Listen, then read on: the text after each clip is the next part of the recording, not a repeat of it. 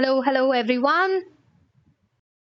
In this problem, we are given an array and we have to output another array such that each index contains the product of all numbers apart from itself. Okay, looking at the problem, the easiest approach is to calculate the product of all numbers and then just divide the ith value and store the result in the new array. But the catch is we are not allowed to use the division operation. Now that we have this information, what should we be asking our interviewer? In this question, having a duplicate or the array being sorted won't make a lot of difference because we don't have to skip the duplicates, or even if the array is sorted, we have to iterate over each element. So let's get straight to the constraints. The constraints go like this. We have at least two numbers present in the array and the maximum number of numbers in the array can be up to 10 raised to 5. The maximum value can be 30 on both ends, positive and negative. Now let's look at the approach of the problem. The approach we use for this problem is the iteration of the prefix sum method. In the prefix sum, we store the values of the previous sum in a variable which saves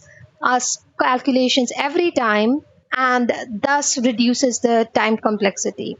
Here we will use a similar method, but instead of sums, we will take the product and we will not have contiguous window moving, but instead have a prefix and a suffix starting from the start and the end of the problem. Let's look at the code to see how this is implemented. We first define an array full of ones and we also initialize the values of the prefix and suffix also to 1. We then just update the ith position from the left with prefix and whatever was present at the location. We do the similar thing with the ith position from the end with the suffix. What this ensures is while we are considering the ith position, we are not updating the prefix or the suffix with the current ith value of nums, leaving it out and the rest of it will be multiplied. The output will look something like this. Coming to the time complexity of this problem will be O of n because only one iteration is needed. The space complexity will be O of 1.